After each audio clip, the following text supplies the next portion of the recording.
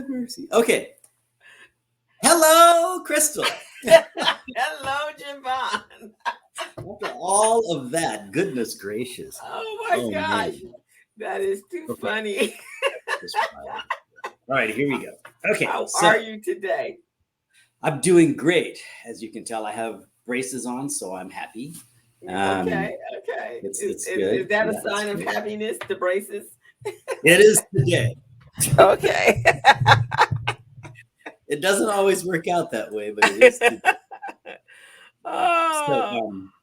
So, we've got a pretty cool show to talk about. You saw the article I sent you? I did. Okay, It's a good article. Good. Well, let's get in that. So tell me, before we get into that though, how was the weekend? It was busy. It was yesterday. Yeah, I know. It was just yesterday. I'm like, what did I happen to? Yeah, it was a lot of stuff going on. Tennis on Saturday. Okay. You know, I have kids that are competing in a business competition. Tomorrow, one competition is tomorrow, and then another competition is on the 30th. So which is Saturday. So got that going on, and regular stuff, regular client stuff. Yeah. And the ones that pay you. Yes, that keeps the lights on. Important stuff that keeps the lights on. What did I do? Oh, I spent some time with a friend of mine. She I'm very concerned about her. Her mom she's been taking care of her mom for the last 20 something years. And I think the mom is 94. And I'm starting to, hear some stuff that says that there's a decline, and the other process is going to be taking place, and she's not quite there. And so I'm very concerned that she hasn't started to prepare herself for what's going to inevitably to happen. So quite a few of my friends were concerned, and she's so engaged in the process, probably a little bit more than most people. But the mom, there's more signs of her having more need for hospital visits and things like that. But she's 94, so the body is is doing what it's going to do. And I've been there when my mom passed. I just happened to have my mom had cancer, and so when that time came, the doctor's like, okay, we if you're, it's about quality of life, right? So I had to have that conversation about quality of life, and if she was tired, and I saw what was happening, and so we brought in hospice, and so hospice kind of prepared me as to what the signs were and how to start to get ready for that. And that's my girlfriend doesn't have that, so I'm very concerned. Some of her family members are concerned. So yesterday we just kind of hung out together, just kind of lightly talking about it, so that I can go in for a more intense conversation later on, myself and another friend. So that's what I did yesterday.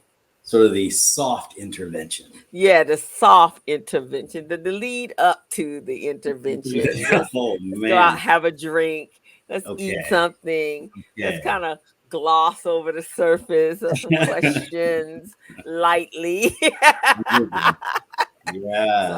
something that almost all of us will go through on usually both sides of that equation. And it's emotionally and draining, as well as it's mentally and sometimes and even physically draining. I mean, it is something to go through, and it's not always easy and simple. Yeah, and it isn't. And when you're a parent and you've been you're the primary caregiver, your life afterwards, you kind of feel like, okay, what am I supposed to do with myself? You spend all your time focused on the caregiving of that loved one, and so now you're kind of lost and displaced at that point, because everything is wrapped around nurses and doctor appointments and hospital visits and that kind of stuff. And so it kind of takes on a different kind of connotation and meaning. So that's kind of what I did. And then I came back and we're starting our summer gardening. So, Cool. that's always my happy place. There you go. So went to the nursery to get one thing, came back with 9 different plants. And that is the way that thing goes, though, isn't it? Fighting with birds over who has priority over the blueberries, me or the birds. Oh my goodness. Okay. How you doing? Are you winning? You losing? How you doing? I think I'm winning now. It was so funny, Jevon. And only another gardener would get this right. That is plagued by pests and birds. And not that we don't love them. They're part of the ecosystem, got all that.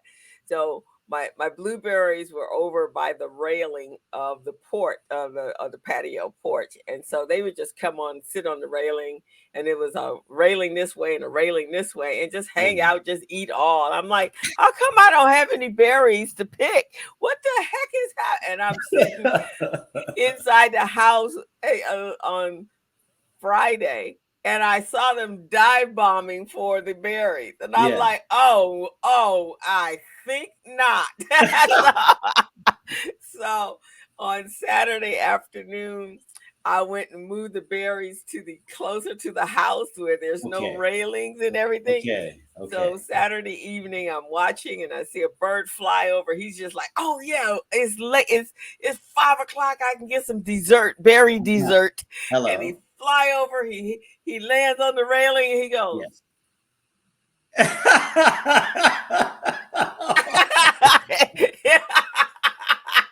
Literally, he like. And it just flew off. We fell out laughing like, I told you we are on this. We got the human brain. Okay. So that was my weekend. There you go. Oh, only a gardener, fellow gardeners, you guys will get that. You will understand. No, I'm right there with you. That's pretty cool. Yeah. My weekend was nothing quite like that. I think that was I'm not even going to try to attempt to top that one. That one was. But I hope it was a good. Were you in your happy place? I have a lot of happy places, and I was in one or two of them. I had 2 or 3 of them this weekend. Actually. Okay. So that was good. I had a whiskey tasting at my house, and I went and had a fabulous lunch, and I went to this super cool festival in Long Beach, and just had a good old time. Met this writer of a magazine and tasted some really good wine and beer and stuff, and just pretty much did a lot of happy place for Jevon. Okay, you did. You were truly in your happy place. I was in a happy spot there. It was a good spot. I didn't get a whole lot of work done. The laundry still needs to be done. Okay, well, sometimes you just have to take a day off. Sometimes. Yeah. Okay, so I'm excited about our show. Mistakes that people make when they hire a financial advisor. I got my notes here. Okay. We can talk about that. I really love the way that this author laid that out. I'm not going to say the article just in case they don't like guys with suspenders or braces talking about them. Okay. Okay. But first, I'm going to read your bio. Okay, sounds good to me. All right. So, me, Jevon Thomas, retirement plan advisor. Hey, license, all that kind of good stuff. I would like to introduce my friend and cohort, Crystal Mitchell. So Crystal is a business coach consultant, CEO of Mitchell Business Solutions, co-director of Recycling Black Dollars, co-host of The Business Zone with Crystal and Gilbert, a weekly online radio show. She's also an instructor at Mount San Antonio Community College, a certified network for teaching entrepreneurship instructor, and a QuickBooks Pro Advisor financial strategist. Welcome, Crystal. Thank you. Thanks for being here. My Monday happy place. There you go. That's very kind of you. Very kind. Okay, so we're going to talk about mistakes people make when they hire a financial advisor. I saw that and I thought, we have a war going on. We got inflation. We got all kinds of stuff. I don't want to talk about that. Let's talk about hiring a financial advisor. So, have you had any difficulty yourself? Have you seen the pain? I've seen the pain through my clients. Mm-hmm. Because generally, a lot of times, how I get my clients is through referral. Yeah. And it's usually because wherever they've been before they got to me Yeah. is that they need help. They need to be something needs to be fixed. And so so I'm more of a troubleshooter in the financial space. I call it financial strategist, but in relationships to your accounting, bookkeeping, your financial records, and your financial Yeah. reports and things like that. So that's kind of where I strategize. And Mhm. so, yeah, I've seen that, what I found, Jevon, is that, our clients or small business owners or entrepreneurs or whomever, they go off and they attend some workshop or whatever, and they're saying, go get a financial advisor. Okay, no, that sounds like good. If they go to enough of those, they say, okay, maybe I should do that. Then they just pick up or hear it through the grapevine. They go on LinkedIn, maybe most of the time not. They pick up a phone book or some research and pull him off he or she off of Google, and then Okay. they head on in, and now they're just divulging all of this private information, really haven't sat down to really understand what they needed and why they were having that conversation. So that's where I see it. I've seen it happen. Oh, okay. Yeah, Mm-hmm. that's very unfortunate, and it's a great place to start. You have to do some research. I think that's part of the issue with being an adult. It certainly makes me upset is now, I have to do the research. It used to be my parents. They did the research and I showed up. Mm-hmm. Now I Mm-hmm. have to do it and I don't like doing it a lot. sometimes, sometimes I just want to show up, right? But, But even though when we're kids, at some point, I mean, there are phases, right? So when we start going to college and stuff, we have to do some research. We're not mhm, just going to whoever we apply. Well, yeah, we may apply for everyone, but we actually have to pick the right school, right? So yeah. it starts there that fits our needs. So then, because that is relating and to money, right? Oh, yeah. And so whatever decisions you're making and everything else in your life, you're getting married, anything to do with financials requires some research. That's what I Most say. definitely. Most definitely. Most And definitely. this month is financial literacy month, or as I've been told, someone is changing the word to financial capability. Oh, Yeah, yeah. interesting. Okay. Yeah, but financial literacy month, and that's really what we're getting ready to talk about is understanding about your money and about all aspects that your money takes place in your life.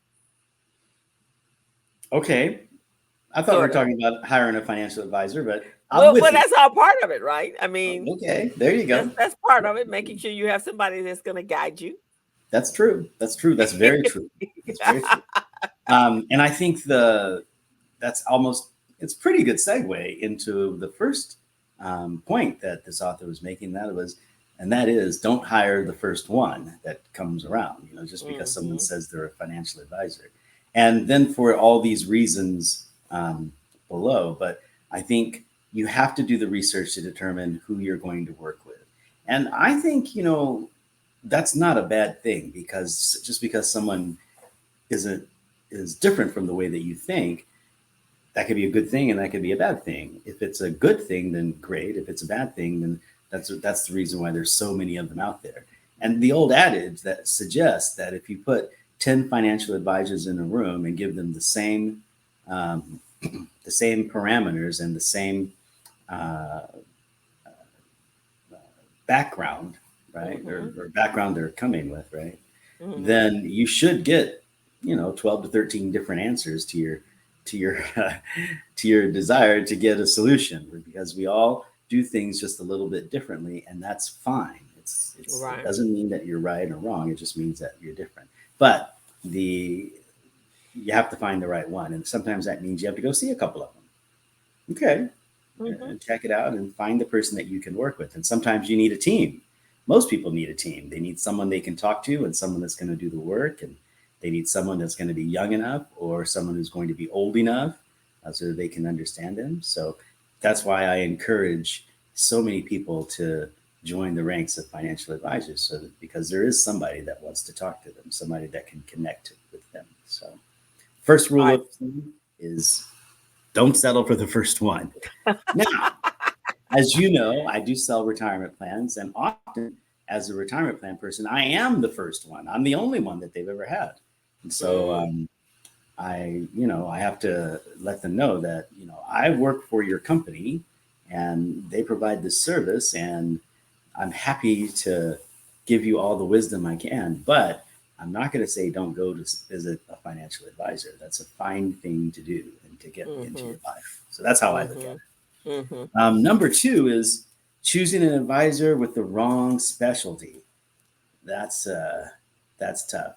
As you know, some of us are business financial advisors. Some of us are personal financial advisors. Some of us are retirement plan financial advisors.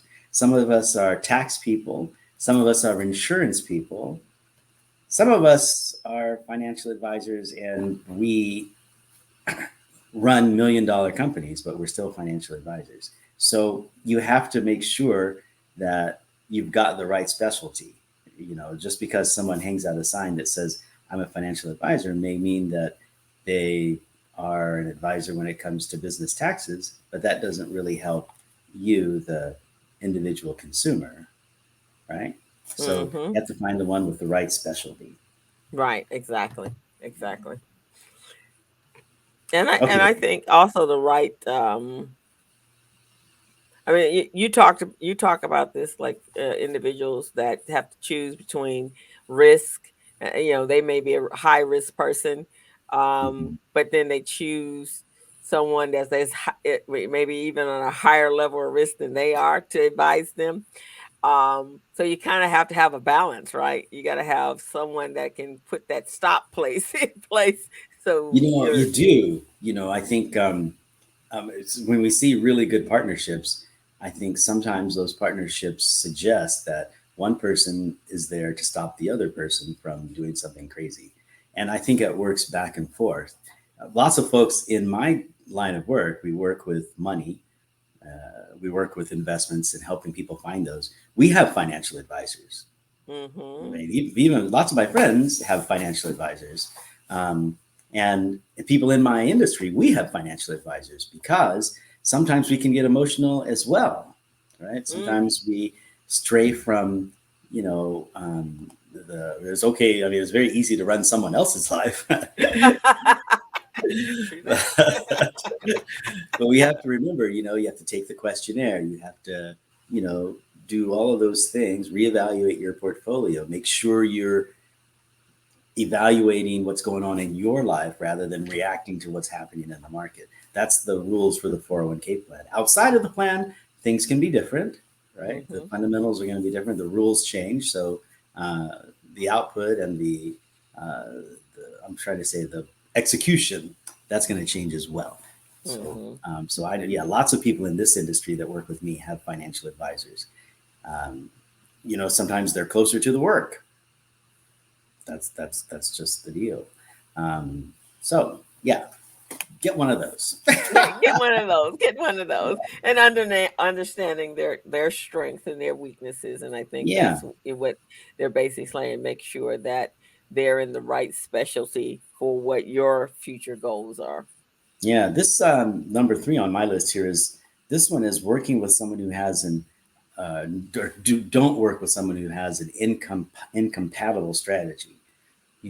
So for example, there were members of my family that wanted to go to a financial advisor, but they were extremely nervous about the industry. They'd lost tons of money in 2007, 2008 rather. And so they're gun shy. So when they went to finding advisors, they had interesting questions to ask. And I suppose they were investment related, but one of the questions was, hey, you're dramatically younger than the both of us. What does that, how's that going to translate into the investment advice that you give, right? On the one hand, it's kind of good because their advisor is going to outlive them, hopefully. They don't have to worry about him or her, not making it for the rest of their life, which is a concern for a lot of folks. But on the other hand, he didn't have very much gray hair either. So, my sister's a pretty strong, independent woman. So it's interesting. So I called him up to see how they were doing with their advisor. And so he's great. He's wonderful. He talks to both of them. He has a strategy that they can understand. He explains things to them so that they know what's going on, which was dramatically different than the advisor that they had before in the later, 2008, 09 and 10, where they couldn't even get a call back from this person. Yeah, so, that right there, that's the biggest complaint I hear, is that I've been calling them and they just refuse to, they're not returning my phone call. That's really not the best of an advisor, because when you need them, right? Mm-hmm. Yeah. Yes. Very true. Yeah. And sometimes we get into that, and next thing you know, it's you don't call them back, and then it's not good. It's just not good. And I think many of us have fallen into that trap. It's just not good. It doesn't feel good on either side. Nobody likes that. So, yes. Okay. And then this one says checking references, which I mean, asking about who they are and who they worked with and how that went and why they don't work with them again. And, we've all had to fire some clients. Some of those stories are good stories to hear, right? So I think that one was really kind of interesting. Number 4. Credentials. This one is kind of interesting for me. Asking about the credentials, like when you say, who else, do you have any paper that suggests you know what you're talking about? And I don't know how I feel about that. Maybe because I don't have any paper. Well, I do have some paper. Yeah. But I got some letters, I got a license and stuff like that. Yeah, you have papers. And I think we utilizing our professional social media, right? So if you go to, and I think this is why it's so important for professionals to keep their LinkedIn accounts up current and up to date, and also posting, creating posts that talk about what your strategies are, or things that you're interested in on. And so if I go to your LinkedIn, then I can kind of get an idea of where you are, right? And then I can see maybe some testimonies from previous clients that are there. I can also see your peers, who they are, and how they're responding to you. So I think that's utilizing that in addition to personal references from other colleagues and so forth, or friends. But I think your LinkedIn profile can give you, if that person has done what they've needed to do, can give you a good insight as to who the person is. It's very true, especially nowadays where we're still in that zone of not talking to people. We're Zoom meetings and things. We're doing the electronic thing. Sometimes it's kind of difficult to shake hands with that person and really spend time with a cup of coffee and see who they are, which I think is a wonderful idea for someone to get to know you that way. But sometimes it's tough to do. So, especially in this environment. So I think number 1, you're spot on. You're spot on. LinkedIn is a great way to go, right? And if you don't have a LinkedIn profile, then that raises questions there. For sure. Yeah, because that's the first place I go. If someone reaches out to me on another social platform and is asking, some information from me or selling me something, I go straight to LinkedIn. Because if you don't have a LinkedIn profile and you're in business, even if it's not up to date, but there's like nothing on there, like no, light bulbs go off red flags start to waver. And then I have to kind of go over to the other platforms again because we're not meeting people. And even some of my friends and colleagues, they may not have seen you in the last 24 months. So a whole lot of stuff could have gone on in the last 24 months. Oh, yes. That even a personal reference could be a little suspect as well, just because the data is not updated. Oh, yeah. Oh, yeah, most definitely. I think, though, that kind of points back to what we were talking about before with regard to all different kinds of advisors for all different kinds of people. Some people might think, oh, you're not on LinkedIn. Yay. You're not one of these technology people. Right? You're not one of these folks that's going to, whatever, expect me to go online and do whatever, because I don't want that kind of person. I want a simple, easy, whatever it is. I don't know what it is. But, I think your reasoning is spot on. If you're not on LinkedIn, I don't really know who you are. I mean, you don't have to have a whole lot of stuff, but it's like having a business with no sign outside. How do you what's really going on? In there? No website.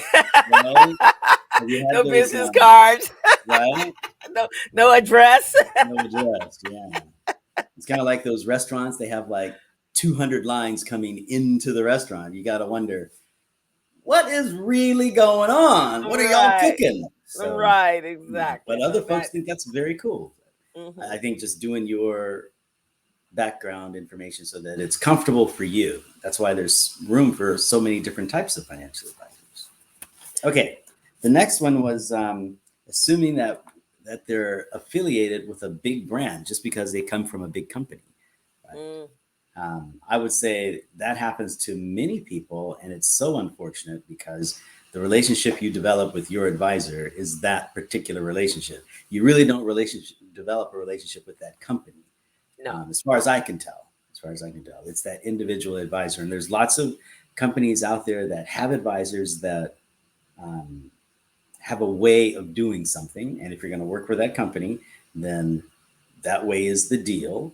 And I wouldn't be afraid of that. I don't think anyone should be afraid of a way that a company works with clients. But you do have to know that the individual advisor is the one that's really at the tip of that arrow. They're the ones that are going to be actually implementing and helping you get through the process. So if you can't understand who that is, no matter who's in the firm, it doesn't really matter.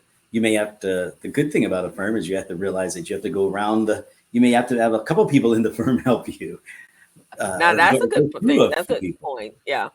So yeah, if that person doesn't have all of the criteria that you need, that it's good that somebody in the company has what you may need, right? That they have a bank of referrals within their network of whom they're working with or company that they're working in.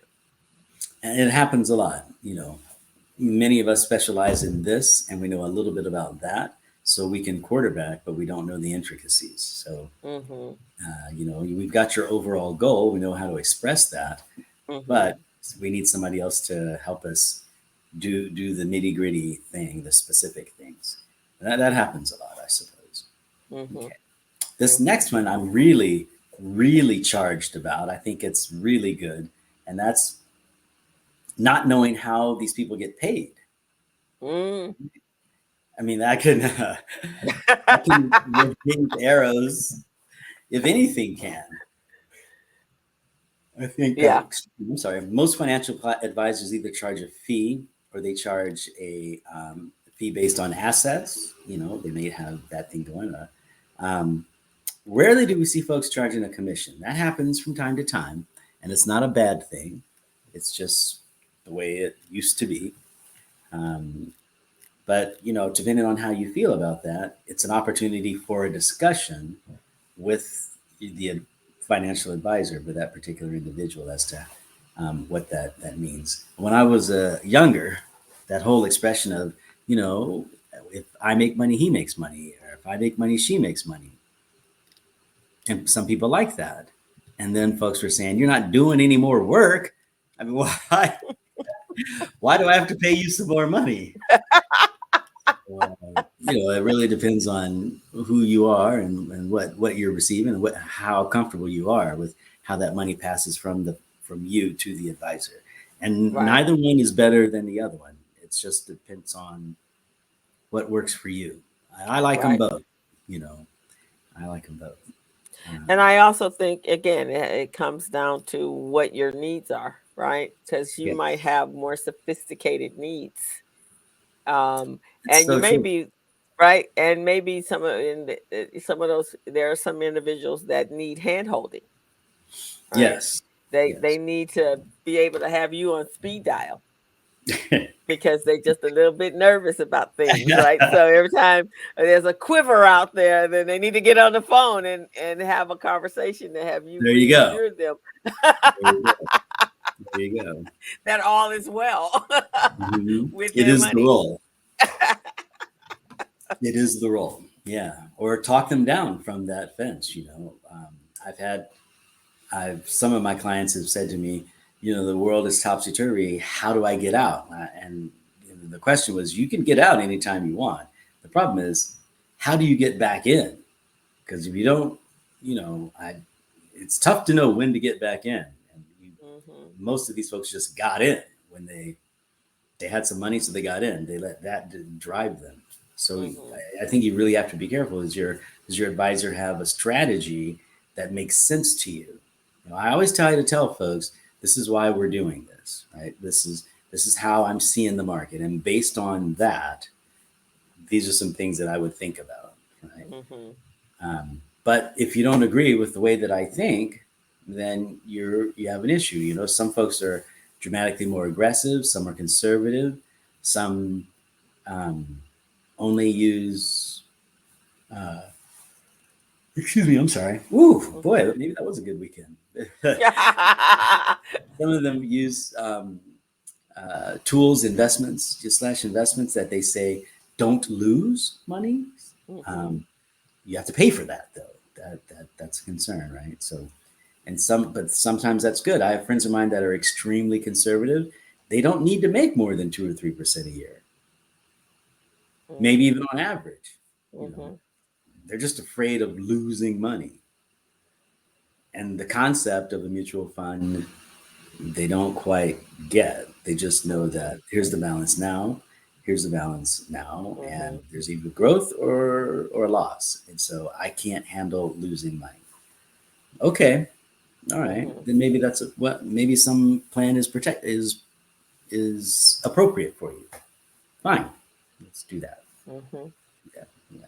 I also think, for me as a business coach, I guess I call mine more of a teaching a coach. Yeah. So I like to inform and keep my clients aware of what is happening on the external that could be affecting them personally and emotionally. So I kind of teach them how to be aware and be open minded to seeing that there's change coming, Good for you. and what they need to do, and be prepared for that change, right? So, or that's kind of like a signal, right, to reach out to their advisors to say, hey, you told me to look out for these kind of signs. So what should I be doing in this particular situation? Should I write it out? Should I sit in tight or just wait, right?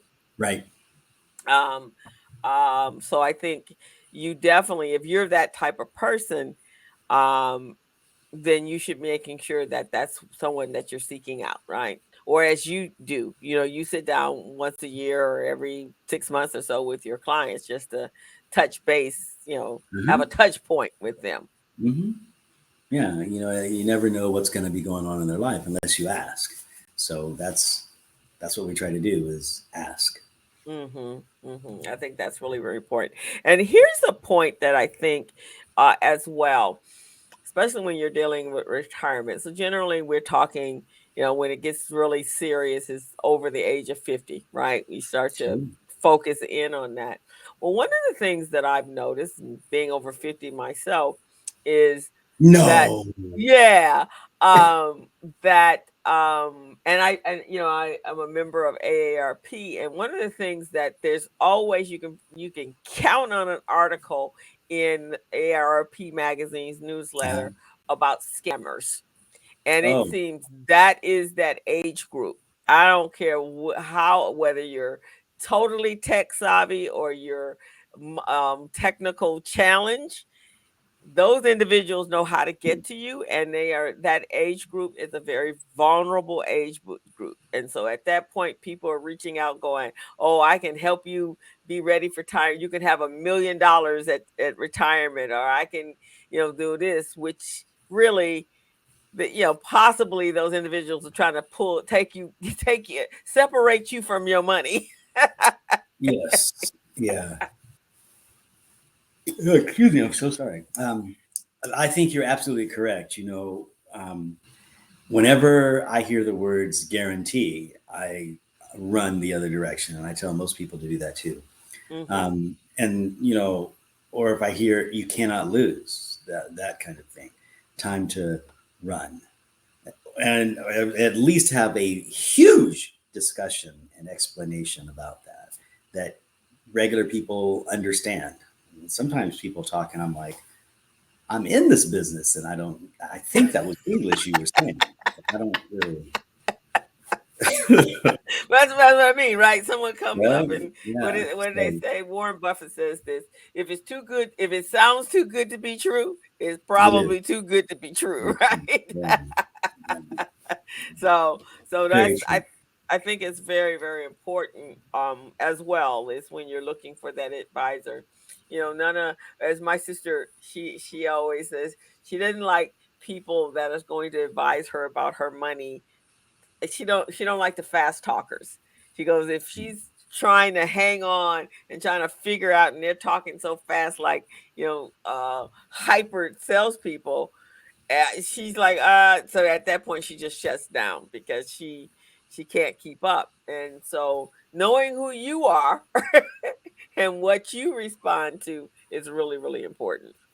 It really is. I've talked to folks and I've explained things to them, and they look at my partner and go, "What did he say?" And it's a problem, right? So you think you're communicating, but you're not. And then I've had various partners in the past, and then my partner, not this current partner, but then a partner of mine would say, "Well, this is what they mean," and I would look at that person and go, "No, that's not what I meant." Wrong right there. I meant what I said, and maybe we need to explain it a different way. But you have to be careful about that. You have to be careful of people just giving you the high points or just dumbing things down or what have you, because sometimes that just happens to be wrong or incomplete, right? Exactly. I was at and I'll give you an example. I used to be a claims adjuster, and this gentleman had an issue, and he said he had an accident, and he said, "Well, I have full coverage on my car." And I said, "Well, we can definitely take care of your car, but you can't get a rental car." He says, "Oh, that's okay, Mr. Thomas. I have full coverage." And I go, "Yes, your car is fully covered. Taken care of. But this rental car that you want, that's not covered." He says, "Well, when I say full coverage, I mean full coverage. That means I need to get a rental car. How am I going to get back and forth to work?" And I'm looking at the policy, and unfortunately, he didn't pay for the rental car. He just paid for fully covering his car. That's a problem. That's a problem. So, whoever told him you have full coverage, they didn't go that extra step and say, that means your car is going to be taken care of. It doesn't mean that you are, or that your rental car is going to be taken care of. So we have to flesh that out. And so as the advisor, I might say, you're fully covered. You have full coverage. I would never say that, but I might say that. And then someone would say, so that means if you get into an accident, you're going to be taken care of. It's all going to be on the insurance company. That's just not true. It's just not true. So I would say, no, if you need a rental car, you're not covered. You need to put that on there if you think you're going to need that, or You know, there's don't I would say don't talk to someone that isn't going to allow you to to ask questions Yes. and answer them. And and if tell them, look, I need a couple hours to talk to you so I can get this. I would say you want to work with a financial advisor that allows you to figure out what's going on and what's best for your life. And there are advisors out there that will just make those decisions for you. They'll say, well, you're this old, you should be here, or you should be there, because they don't want to deal with you. Because most times, when people are approaching something like this, it's extremely emotional. And there's a lot of things going on that are causing them to be a particular way. And sometimes they want to go through all of that. They have to go. In order for them to completely understand the way they process, they have to go through all of that. And so that's what I say, making sure you understand your personality. If you're that person that needs to have someone to be patient with you because you just don't understand that area at all, make sure that whoever you're selecting understands that part of your personality, and they don't find that irritating and just don't have patience for you. Because again, we're talking, especially when you get up in age, we tend not to be as savvy as some of the business people out there. So I need you to speak to me so I understand what you're saying when it comes to my money. Exactly. I remember when I was training to work at principal, there's this gentleman, I can't remember his name right now, whatever it was, but he says, we want to talk about something that's very important to you. That's your money. And he said that, and I just started cackling because it is important. It's very important. It's not something that you just want to just let somebody else just sort of, weave about with and talk fancy with. And it is something you want to understand, like if you're driving a car, you don't need to understand the internal combustion engine, but you do need to know how that you have to put gas in the car, and it has tires and you need to get pumped up, and and you have to drive on the right-hand side of the road. I mean, you do need to know some of those basic things with regard to driving your car. And that's the way the finance is. Now, do you need to know the kind of rubber that was made to build your tires? Probably not. You probably don't need to know the type of cow that the leather came from that's on your seats and, lining your dashboard. You probably don't need to know that. But you do probably need to know that it's an electric car, not a gas car. You need to know that, right? And you need to know that that reverse is that little R. You got to know that kind of thing. Exactly. And you have to know that and it needs regular maintenance, right? And it needs things like that. And you just need to make sure that this person is compatible to how you think, how you process. Yeah, and I think that's a great segue. We are talking about financial planning. We have lots of folks out there. They're really kind of afraid of the market. They're afraid of the numbers. They're afraid of things not adding up, or they just don't have. They have a I don't know, maybe a spot in their brain that says, math is horrible, or I don't want to do business. But this is different than that. This is your life, and you have to participate in your life. We're getting to the point now where we don't have the luxury of having someone else do it for us. We have to participate. And that means you got to learn a little bit about this. You don't have to learn everything, but you have to learn a little bit. And you have to also be able to communicate with someone, your financial advisor. Right. Because if you can't communicate with him or her, then you're really in trouble. You can do some complex things, but you have to communicate. And I think based upon what happened in 2008, 7, 8, 9, all of those years, when so many people lost so much money in their retirement plans and found themselves on the other side, there were some lessons in that, right? Because you kind of left the whole thing up to someone else.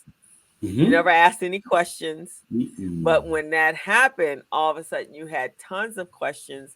And then your questions were, but why didn't you tell me? Well, because you never asked. You never you never said, okay, I need to talk about this stuff. I hear rumblings that something may be happening. What should I be doing right now? Right? Well said. It's too late. It was too late after the fact, and you realize, like, wow, I'm 5 years out from retirement, and I just lost half my retirement plan. Now what now? Yeah. If you hear some rumblings, that's true. Yeah, you do need to react. That's very true. And I'm not suggesting, especially in my world, that you have to act right now. I mean, rarely is there a situation where you're going to get in right now. Most of us use mutual funds, and those funds are going to close at the end of the day, or when the market closes. So out here on the West Coast, if someone says you got to do this right now, it means tomorrow anyway, right? Yeah. The market closes at 1 out here. So, but I'm not saying that, but I am saying that, if things are worrying you in the mail, you should probably connect with your financial advisor to say, hey, what do I need to do in this particular situation? And that's one of the reasons why I suggest taking the questionnaire on a regular basis. Most people take the questionnaire every 2 to 3 years, but they don't realize that problems in the world pop up when they want to pop up. And so how you deal with them is how you deal with your retirement plan. And you have to have that knowledge of, oh, that's the way that works. Or, oh, I'm very conservative, but my retirement plan is, paint the fences. If that's the case and you agree with that, and that's the way it ought to be, if that's the way it ought to be, then keep that in mind. And when you're taking your questionnaire, now you can evaluate, is that really how I feel? I don't know a better tool that you can use. I don't know any advisor that can just have a conversation with someone and say, okay, this is the kind of person you are. And when you become this kind of person, we're going to do this. And when you become this kind of person, we're going to do that. Oh, really? You went from here to here? Really? You went from extremely conservative to very aggressive all of a sudden? What happened? Right? And that's lots of people do stuff like that. Right. Exactly. Yeah, exactly. Yeah. So I think because, like I said, it's too late after the fact. But like even right now, with like there's a lot going on in the world. There's a war. We have businesses leaving one state to go to another state. Yep. We have people buying out other businesses and that you may be invested in, and what does that mean to me? That kind of stuff. Because change, when all of this change is going on, everything affects us nowadays because we're a global society. And so everything changed. I know just for me personally, the other day, Friday, I looked just before the stock market closed. I looked and it was like, whoa, it's bleeding over here, man. What the heck is happening? Yeah. And then I had to go back and kind of read through the news to see what was creating, and a lot of what's happening in Ukraine is affecting everything. Gas, everything is being affected. So don't think we live in this little isolated world where that just because we live right over here means whatever they're doing has no bearing on us. It does. It really does. Well said. Well said. The oceans are getting smaller. The ocean is smaller, and our monies are interconnected. They are. Yeah. So, yeah. So that's our 7 right there. Yeah. Okay. Don't hire the first one. Make sure that specialty is in line with yours. Make sure that person's philosophy is in line with you want. Make sure that you ask about licenses and their credentials. Make sure that you understand how they're being paid. That's a big one. And then lastly, make sure that you understand you're dealing with that person, not necessarily the organization they belong with. Have there been any other things that you've encountered with regard to choosing a financial advisor? Oh no, that's pretty much, and that's pretty much my advice to my clients. Getting an advisor, I think, is important. I think a lot of people think they don't have enough to really justify that.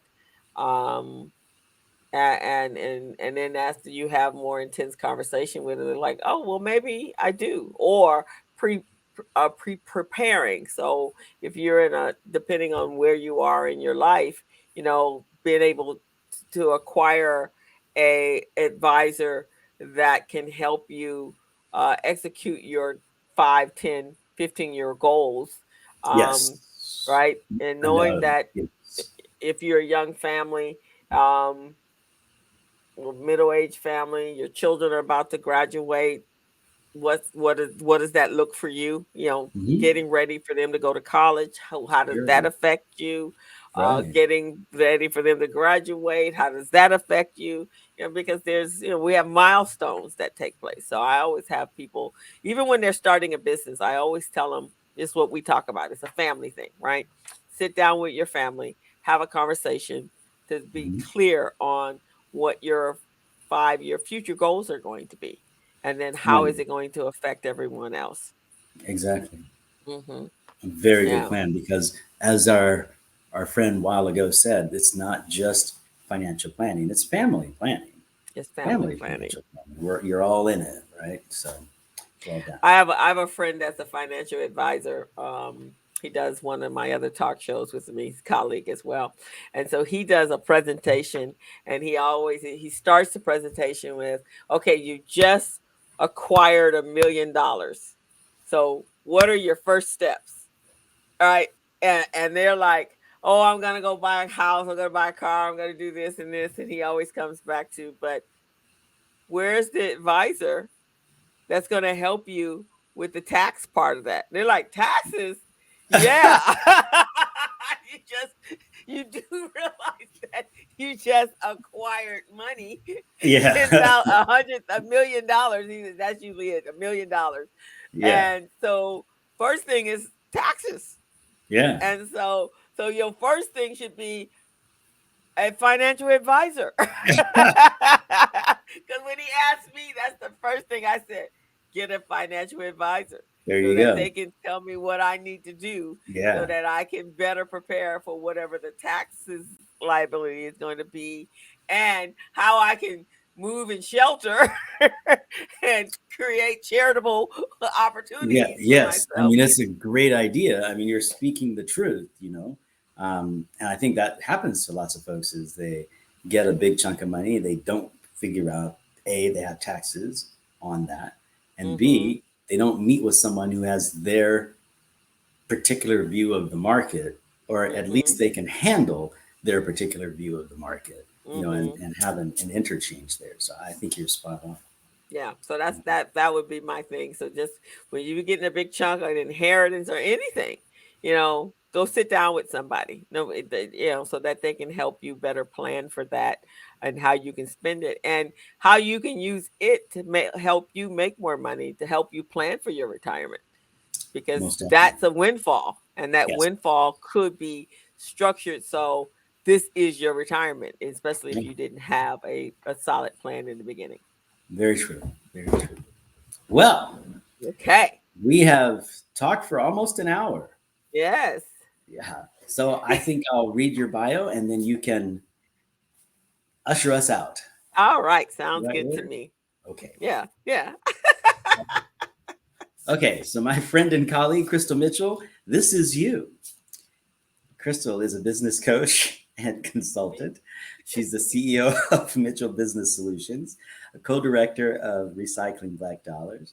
She's the co host of the Business Zone with Crystal and Gilbert, a weekly online radio show. She's an instructor at Mount San Antonio Community College, a certified network for teaching entrepreneurship instructor, and a QuickBooks Pro Advisor financial strategist. Thank you, Crystal, for hanging with me on Connections on the Patio. Sounds awesome. And it always is. So, everyone, just remember the most important part of our conversation today is that we don't always know all the answers, but we know that there are other people out there that do. And sometimes we do, sometimes we cut ourselves short or shorten by thinking it's going to cost us too much, but in the long run it's probably going to save you money. So making sure you make the right moves when you hire your financial planner is really advantageous to planning for your future. Well said. All righty, that's it. Thank you very much. Always a pleasure, Crystal. Always a pleasure, ladies and gentlemen. We'll see you next week. All right. Bye-bye, everyone.